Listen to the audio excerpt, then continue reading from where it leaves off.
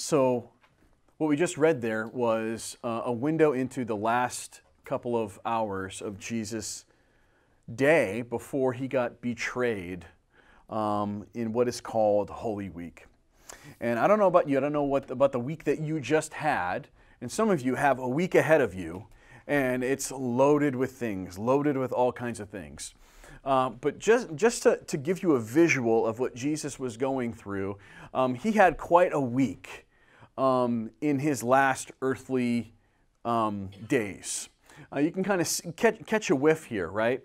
I don't know about what your Saturdays, Sundays, Monday, Tuesday, Wednesday, Thursday, Fridays look like. Sometimes it can be really, really busy. But what we have here is a window into the most important week in the universe. This is the most important week in the history of all of life. And this is what Jesus had on his agenda. And we started talking about this last week about him actually entering into the temple on Sunday. But Saturday, what happens?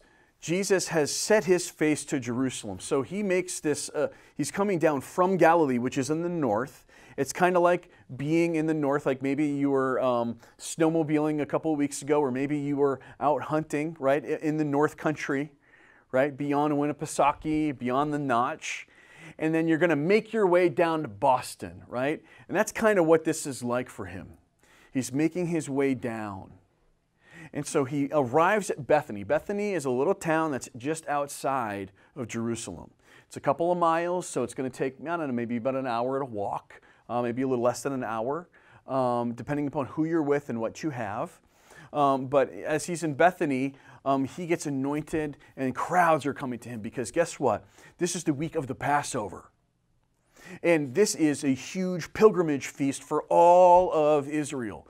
So people from all areas of the globe are flocking down to Jerusalem because they're going to celebrate the most defining event in Israel's history, which was the Passover, the redemption of Israel from slavery in Egypt, which is what defined them and caused them to be in this relationship with God that they thought they currently had.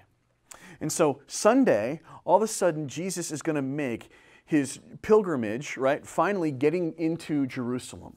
So we talked about that, this entry that he makes. And as he's coming down the Mount of Olives, which is right across from Jerusalem, people are actually laying down palm branches, and there's this expectation. Hundreds of thousands of people are now in Jerusalem, and they've been hearing the buzz. Jesus has been healing people. Jesus has been causing people to rise from the dead. Lazarus, probably weeks before, was raised from the dead, not too far from here. And there's a buzz in the city. And Jesus enters into this, right? And he goes into the temple and he sees, he's ingesting everything, right? Then Monday, he comes back and on his way, he curses a fig tree, makes this lesson to his disciples. And as he goes back into the temple on Monday, he clears it. He's calling out the money changers that are there. He's calling out the people that are there who have been restricting access to God's presence based upon their ethnicity and making money even on that as people are coming with different currencies and they're sitting there trying to benefit from that. And on a Tuesday, he's back in the temple, right? Every day he's making this trek from Bethany, because that's where he's staying, into the city, and he goes and he's teaching. And while this is happening, people are getting really upset with him. The authorities and leaders in the temple, if they weren't upset with all the things that he'd been teaching, they're getting upset with the things that he's doing now and saying in the temple. And the plot, Mark tells us, has begun. The plot to kill Jesus has begun.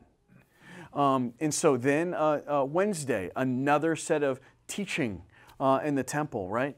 He's going, and the Sanhedrin, they finally make this arrangement. And what they don't realize is that one of the disciples, Judas, has made the deal. He's made the deal to give up Jesus in a very quiet way.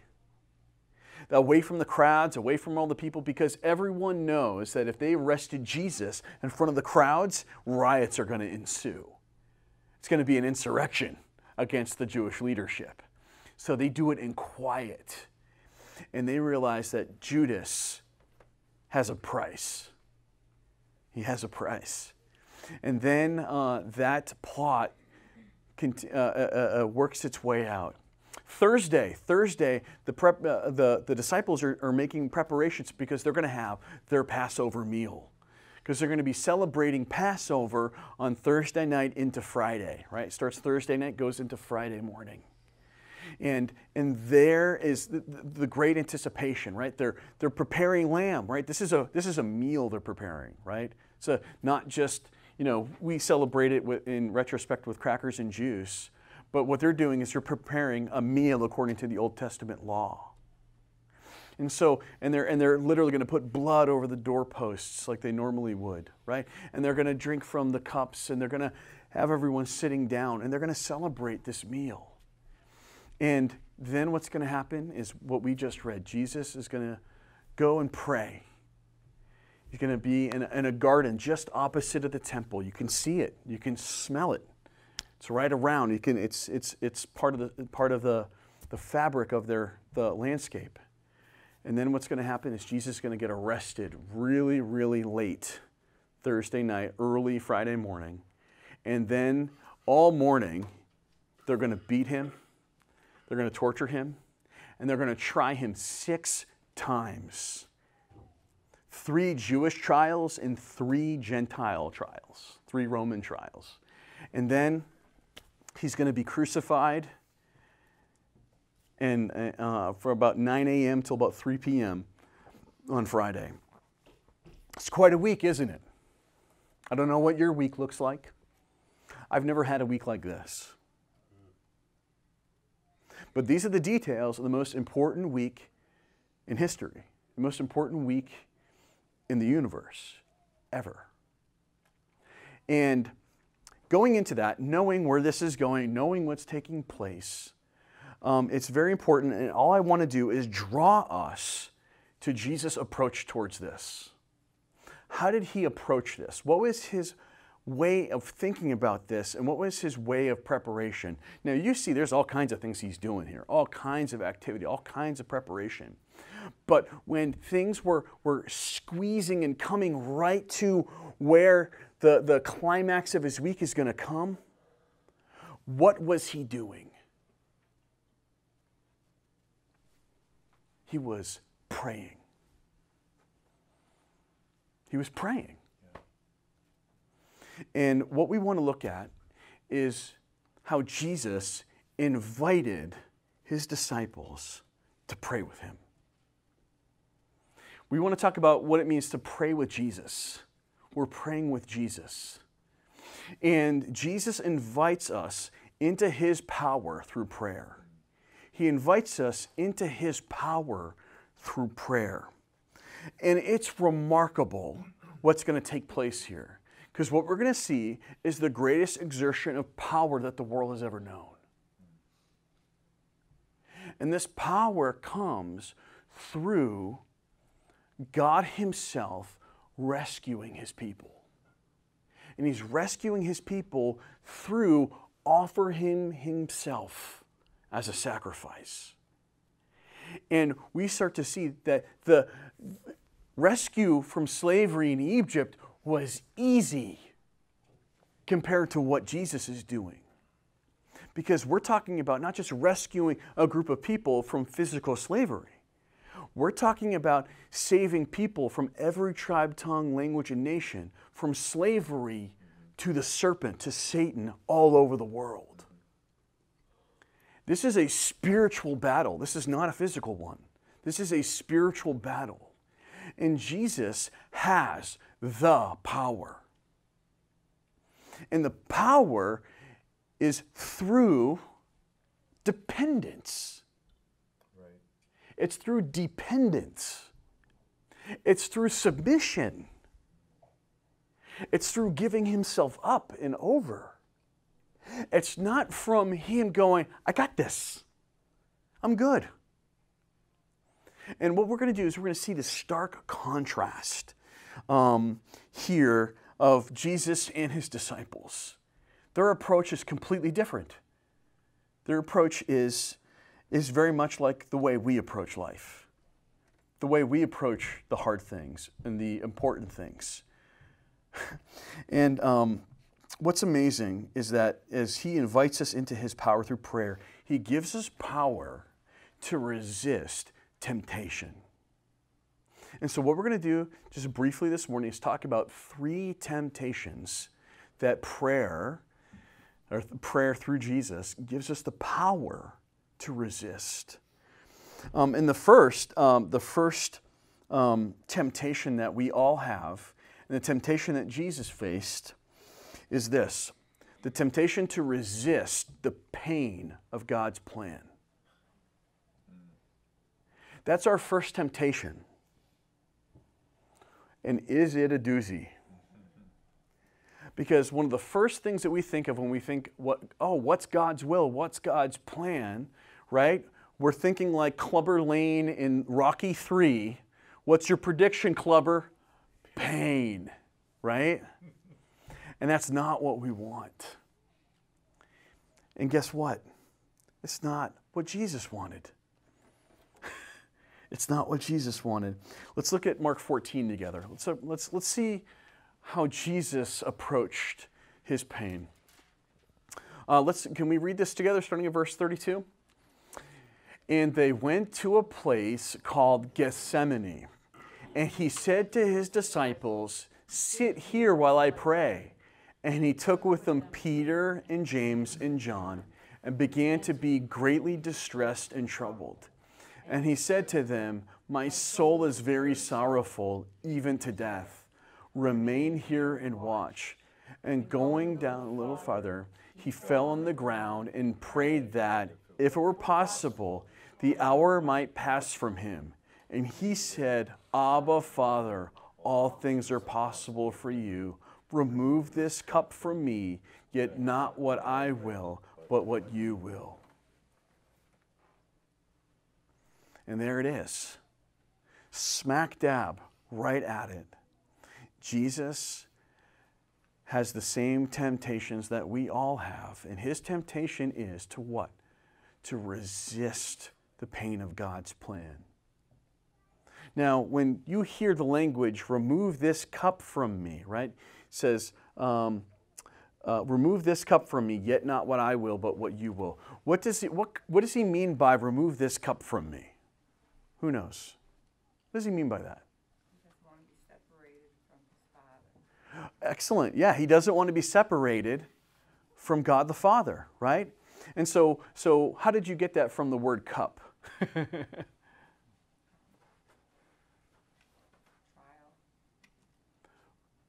Trial. Yeah. Trial and even bitterness and wrath. Yeah, go ahead. Well, he just had the Passover meal with the and talked about the cup and the bread. That's right, didn't he?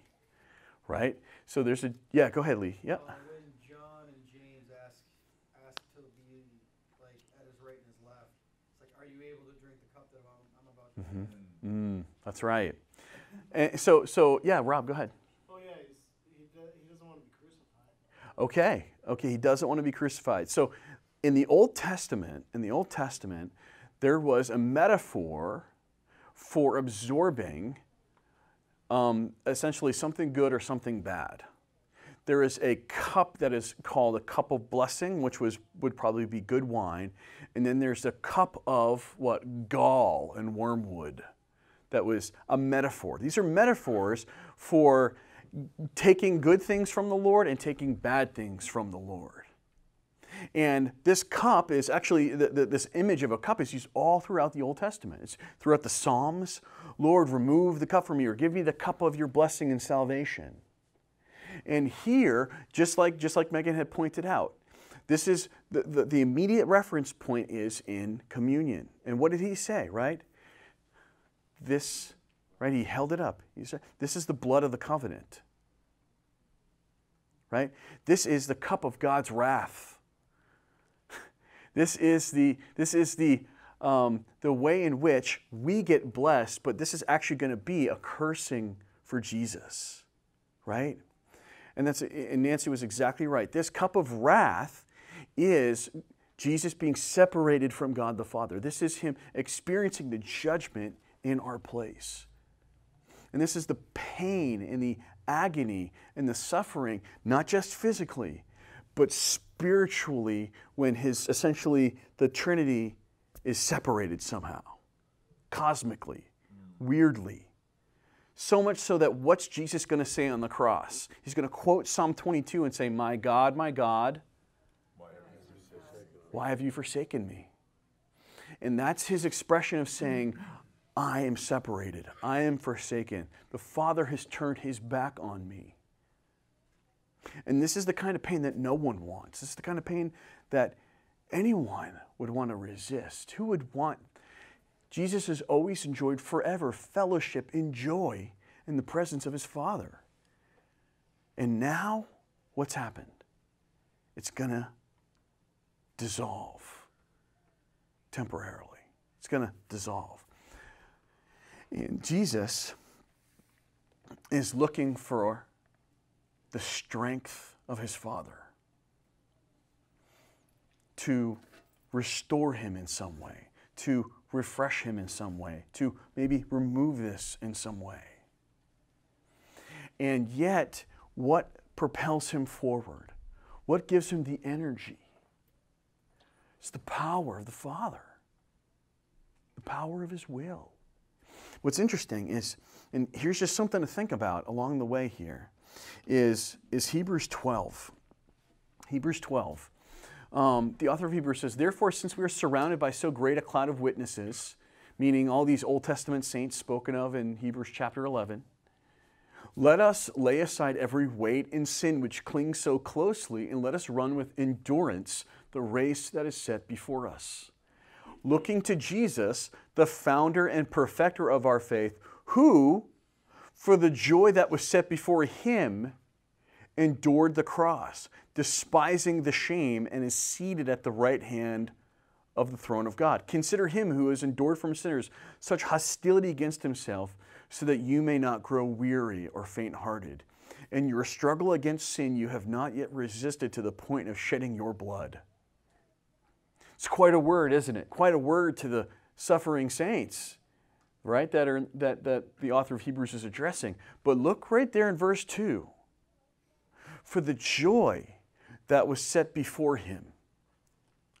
Now, our notions of what joy looks like is typically conflated with the idea of being temporarily happy. Being temporarily like, ha ha, chipper, right? Up, right? And yet, you see the author of Hebrews put two things together. For the joy set before him, he was despising the shame. He's saying that there's a complexity here where you can hate one thing and enjoy one thing all at the same time.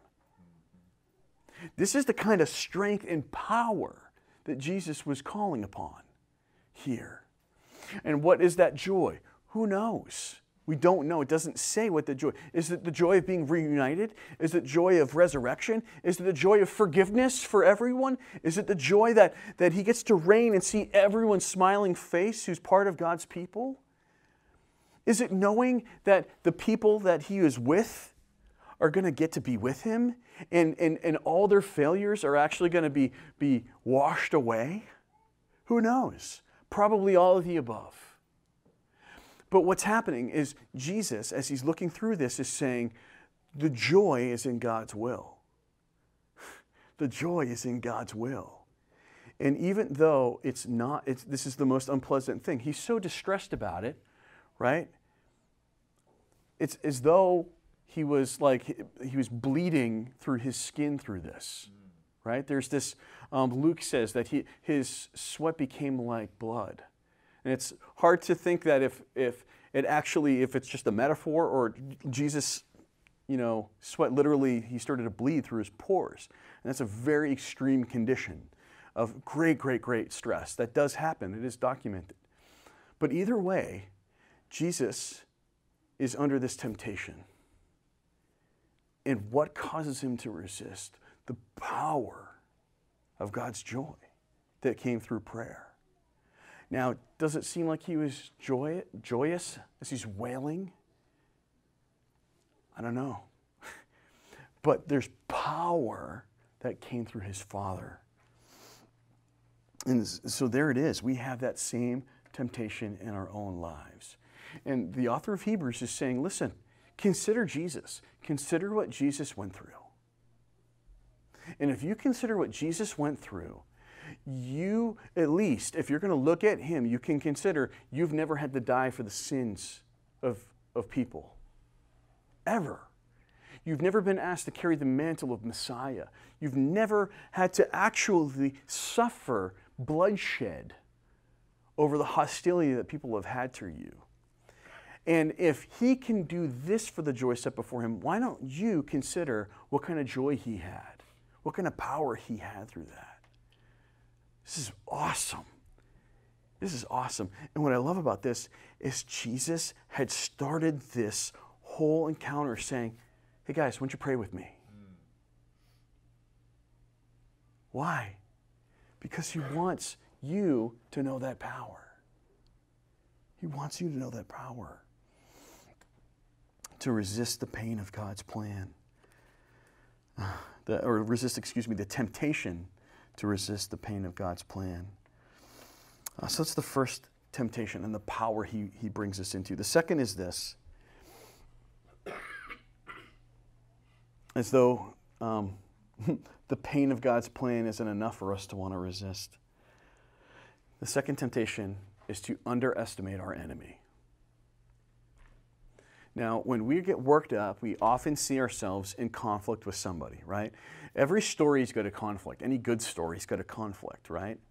And your story often means that you think you know who your enemy is. And oftentimes that enemy is a person. And what's interesting here is Jesus is trying to help his disciples to see that their enemy is not human. It's not. Their enemy is way, way bigger than that. Their enemy is none other than Satan himself.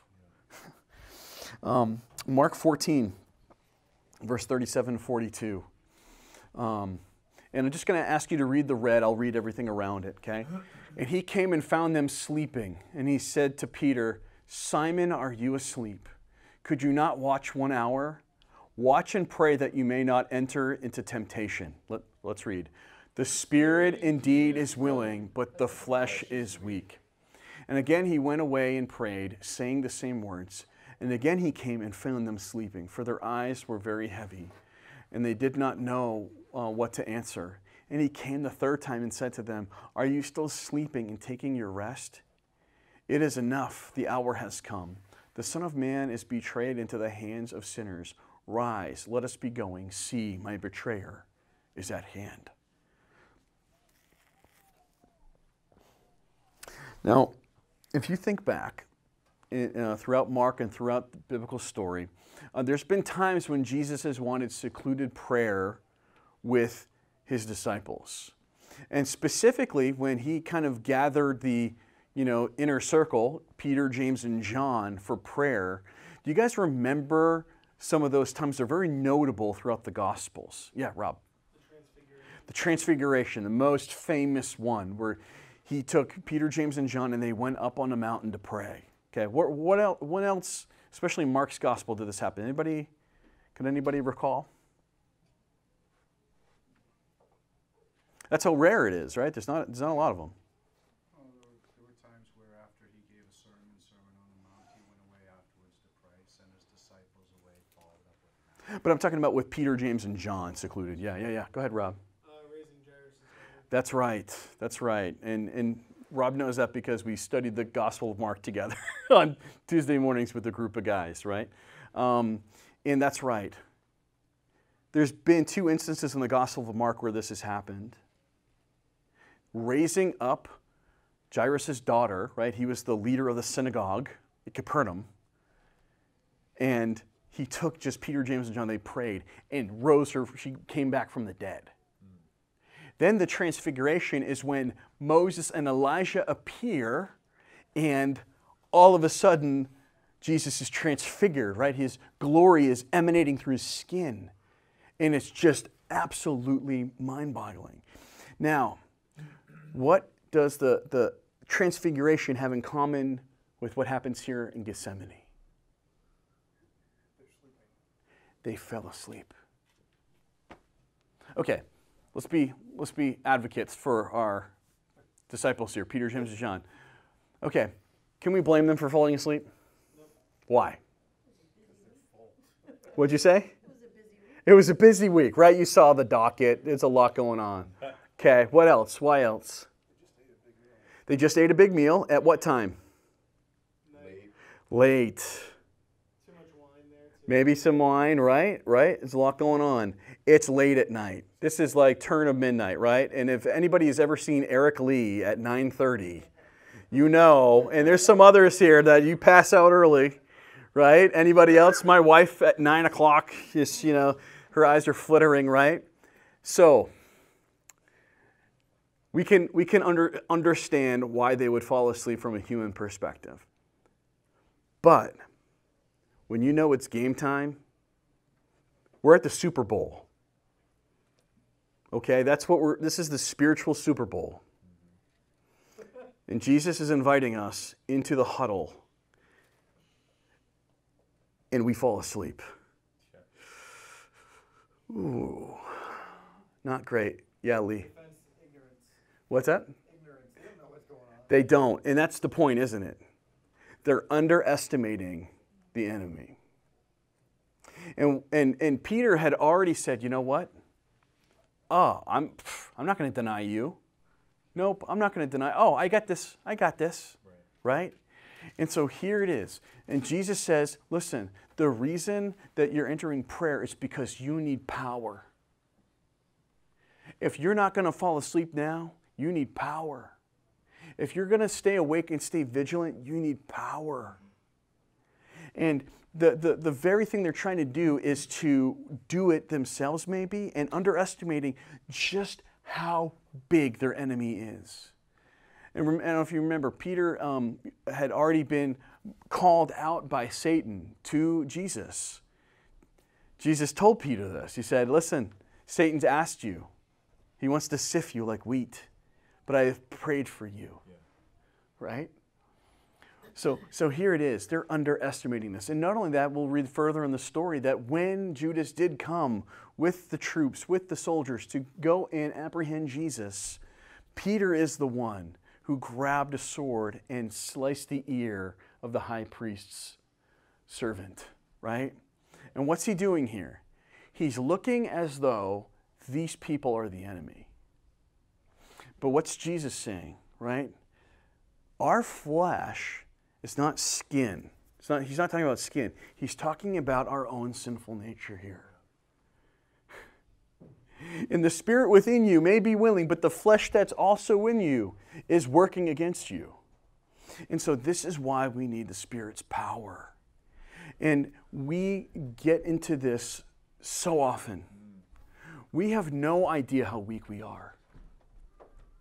We have no idea how big our enemy is. Guess what? We can't defeat Satan. Let's just put it out there. We can't. We don't have the power. Satan he's playing by different rules. He's playing with different power. And he's not just a dragon who can slay us through, his tough scales or hit the fire out of his mouth. It's by the words that he says. It's by the suspicion that he sows in our hearts. It's by the doubt and the guilt and the accusations. We have no idea what we're up against here. And Jesus is saying, you've got everything you need in the Father to resist. You've got everything you need. And he's asking us to enter into that. And Paul reminds us, right, doesn't he, in 2 Corinthians 10? For though we walk in the flesh, we are not waging war according to the flesh. For the weapons of our warfare are not the flesh, but have divine power to destroy strongholds. We destroy arguments and every lofty opinion raised against the knowledge of God, and take every thought captive to obey Christ. Friends, so often we don't believe this. But if we could just have spiritual sight to see what Jesus wants us to see and how he viewed things, we would be so locked in on prayer. We'd be so locked in on each other, right? Knowing that the physical things we're all suffering, they can be unfortunate. They can be very hard and miserable, but they're nothing like the spiritual things that we can suffer. Now think about this. Peter, James, and John forever will be remembered as the losers that fell asleep. That's written. That's like in the Bible. That's like a lot of people. You're really famous when you're in the Bible. A lot of times like this. And you don't think that time and time again they're going to be reminded of that? Their leadership or lack thereof is right on display, right? And guess what? Jesus is accomplishing through his death and resurrection the very antidote that brings them into the power of God, which is forgiveness. That's what it's going to take. That's what it's going to take, right? Now, the great temptation of all, right? We've talked about the temptation to resist the pain of God's plan, the temptation to underestimate our enemy, which we all do. But the last and great temptation is this, the temptation to self-reliance. This is a temptation that we feel every single day. This is a temptation that this is actually probably the reason why we don't pray. We don't think we need it. We don't think we need him. I got it, Jesus. And yet, what's the reminder in Mark 14, right? What's the reminder? And when they had sung a hymn, right? Worshipful time out of communion. Kumbaya, my Lord, right? Yay. Wow, the Lord's awesome. Look what he just did. We had a great meal. Warm and filled. And Jesus gets really real, doesn't he? What's he say? Verse 27, and Jesus said to them, you will all fall away. For it is written, I will strike the shepherd and the sheep will be scattered. All right, for bonus points, where is that quote from in the Bible? We spent an entire fall in this book. Zechariah, that's right, Zechariah chapter 9. Verse 28, but after I am raised up, I will go before you to Galilee. Whoosh, right over their head, right? Like the Matrix, right around them. Verse 29, Peter said to him, even though they all fall away, I will not. And Jesus said to him, truly I tell you, this very night before the rooster crows twice, you will deny me 3 times. But he said emphatically, if I must die with you, I will not deny you. And they all said the same.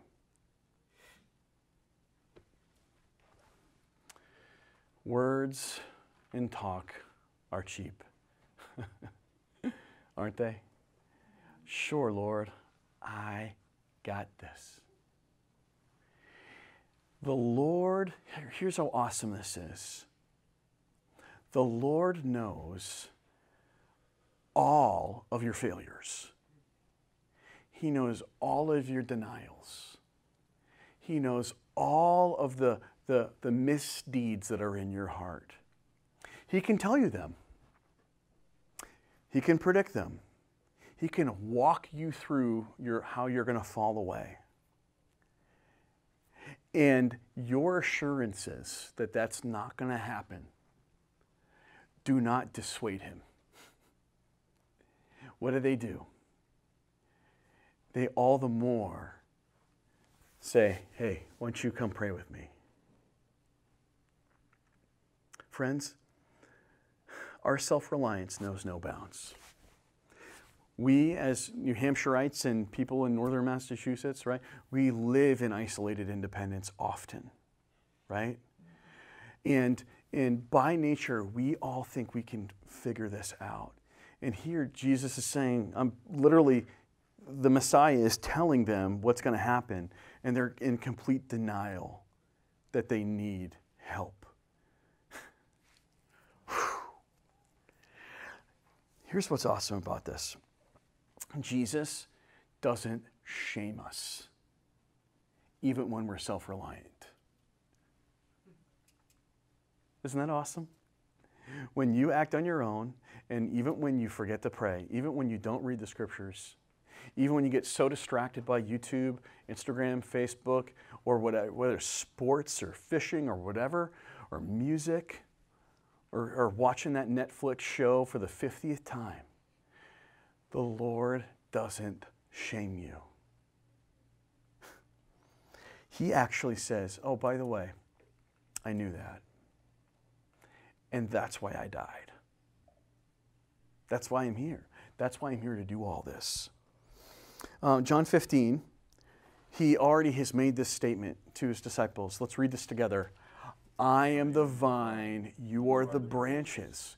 Whoever abides in me and I in him, he it is that bears much fruit. For apart from me, you can do nothing.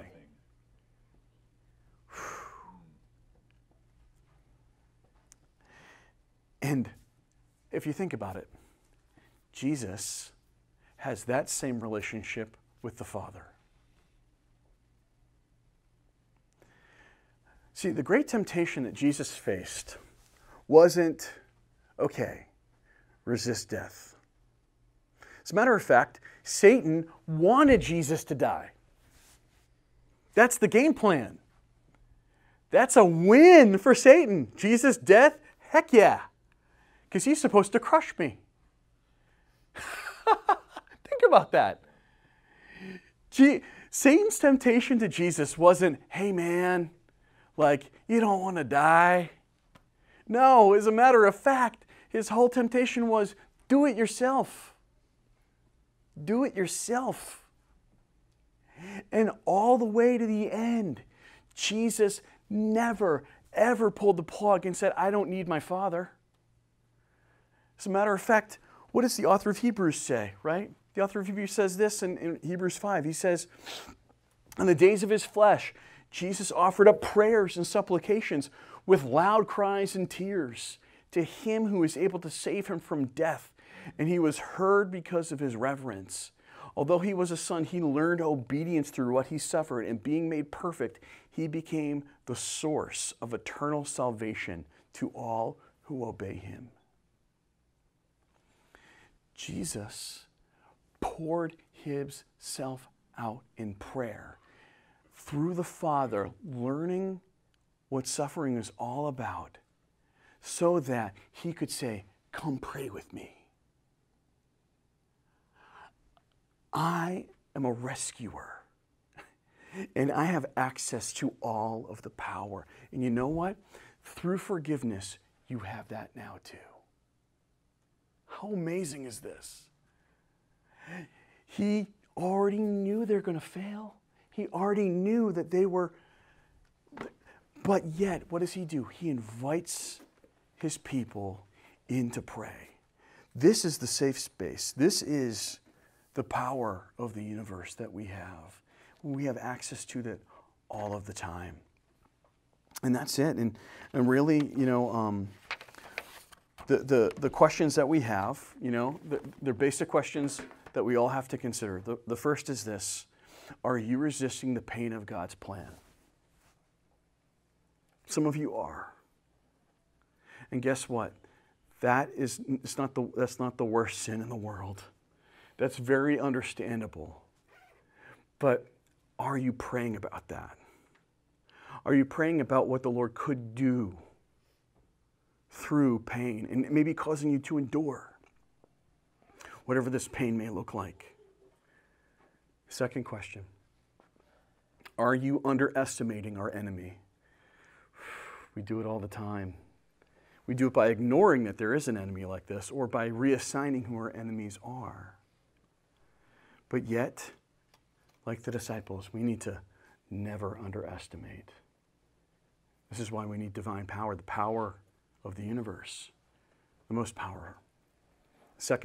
Thirdly, lastly, and this is the big one. Are you relying on yourself? Are you relying on yourself to accomplish all the things ahead of you? Your to-do list this week, is that something that, okay, I got this? Or are you going, I need all the help? And not in the sense where we're just thankful when Jesus makes a good thing happen, but there's actually all of these painful things along the way that he's going, but I still love you. Oh, but I'm working these things out for good. Oh, but this is part of the bigger plan. Because this is the power to see the way he sees. And that's, if Jesus himself didn't have to rely on himself, but relied on his Father, how much more do we get to do that? And that's exactly what the cross is all about for us. Our relying on him to rescue us, because we can't do it ourselves. Let's pray and ask the Lord's help. How about this? We have the power right now. We have the power right now. So I'm going to open it up just for a couple minutes. Pray. I want you guys to pray. If you want to pray out loud, you can. If you want to pray in your seat, you can. I'm going to give you 2 minutes, and I want you to just pray.